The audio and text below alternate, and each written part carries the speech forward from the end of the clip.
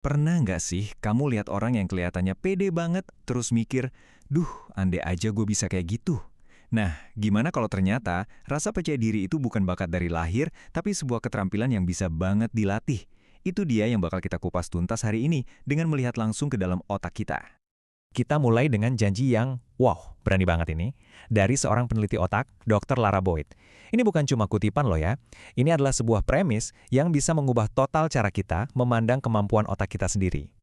So, ini dia pertanyaan utamanya.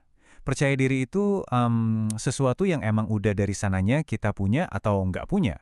Atau jangan-jangan sesuatu yang bisa kita bangun sedikit demi sedikit? Yuk, kita cari tahu jawabannya dengan gabungin ilmu sains dan aksi nyata. Dulu, kita kan sering banget dengar ya, kalau otak kita itu udah berhenti berkembang pas kita dewasa. Udah kayak semen yang mengeras gitu. Tapi ternyata, ilmu pengetahuan modern ngebuktiin mitos itu salah besar. Nah, kemampuan super otak ini namanya neuroplastisitas. Anggap aja otak kita itu kayak plastisin yang bisa dibentuk ulang. Setiap kali kita belajar hal baru, bahkan saat kamu dengerin ini sekarang, otak kamu itu lagi berubah. Keren banget kan? Oke, sekarang bagian yang seru. Gimana sih caranya otak kita bisa berubah? Nah, Dr. Boyd ngejelasin ada 3 cara utama otak kita berubah pas kita lagi belajar. Siap? Jadi gini, intinya neuroplastisitas itu kemampuan otak buat mengupgrade dirinya sendiri. Setiap pengalaman, setiap latihan, itu adalah kesempatan buat otak kita bikin jalan tol baru yang lebih kuat dan lebih efisien. Coba bayangin deh, kita lagi bangun jalan baru di sebuah kota.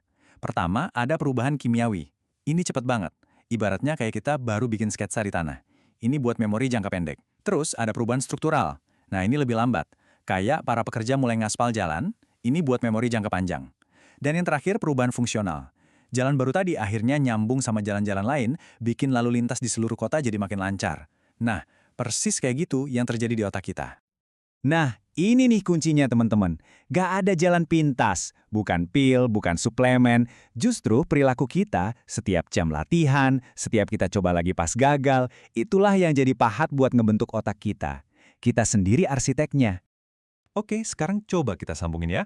Kalau perilaku kita bisa ngubah otak, berarti kita bisa dong sengaja ngebentuk otak kita buat punya skill apapun yang kita mau.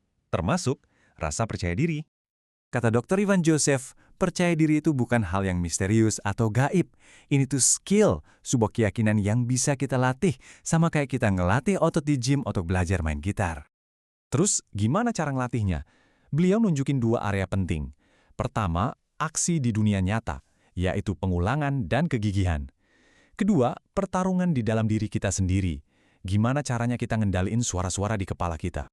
Coba deh bayangin jadi J.K. Rowling. Ditolak sekali, 2 kali, 5 kali, sampai 12 kali penerbit bilang enggak. Rasa percaya dirinya itu bukan datang dari kesuksesan instan, tapi dari kemampuannya buat bangkit lagi, dan lagi, dan lagi. Itulah yang namanya kegigihan. Terus, ada kekuatan kata-kata. Muhammad Ali itu nggak nunggu orang lain bilang dia yang terhebat. Dia ngomong itu ke dirinya sendiri terus-terusan sampai otaknya percaya dan itu jadi kenyataan. Dia kayak ngeprogram otaknya sendiri buat sukses. Kita semua punya kaset rusak yang muter terus di kepala kita kan? Suara yang bilang kita nggak cukup baik, nggak pinter, atau apalah. Nah, skillnya itu adalah gimana kita sadar buat nekan tombol stop di kaset rusak itu, terus kita ganti sama kaset baru.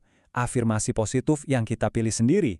Dan ulangi terus. Ingat kan, pengulangan itu kuncinya neuroplastisitas.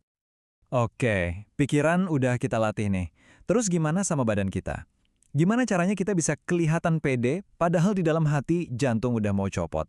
Ini nih trik fake it till you make it yang ternyata ada dasar ilmiahnya. Nah, ini dia rahasianya dari seorang coach Montana Von Vlees. Penonton atau orang lain itu nggak bisa baca pikiran kita. Mereka cuma lihat apa yang kita tunjukin. Artinya apa?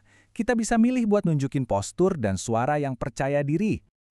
Tekniknya simple banget, tapi efeknya luar biasa. Coba deh, ngomong dengan volume suara yang pas, jangan takut ambil jeda, itu nunjukin kontrol loh, bukan keraguan. Terus, buka postur tubuh kita, berdiri tegak kayak superhero. Dan, ini alat pamungkasnya, kalimat senyap. Anggap aja ini mantra pribadi kita. Kalimat pendek yang udah kita siapin, yang kita ucapin dalam hati, pas sebelum momen-momen penting, buat nenangin diri dan ngingetin tujuan kita. Contohnya, Mungkin sesimpel aku siap untuk ini. Oke, sekarang kita satuin semua potongan puzzle ini dan kita lihat gimana semuanya ini ngebentuk sebuah siklus yang, wow, keren banget buat ngebangun rasa percaya diri. Coba perhatiin siklus ini. Semuanya dimulai dari perilaku, berdiri tegak, ngulangin afirmasi. Perilaku ini, lewat proses neuroplastisitas tadi, secara fisik benar-benar mengubah otak kita. Dan otak yang udah berubah inilah yang akhirnya membangun keyakinan yang asli, yang beneran. Jadi, perilaku yang membentuk keyakinan, bukan sebaliknya. Mind-blowing kan? Jadi pada akhirnya, sains ini ngasih kita kekuatan yang luar biasa. Setiap hal yang kita lakuin, setiap yang kita pikirin, setiap hari, itu adalah kesempatan. Jadi pertanyaannya bukan lagi, otak gue kayak gimana ya?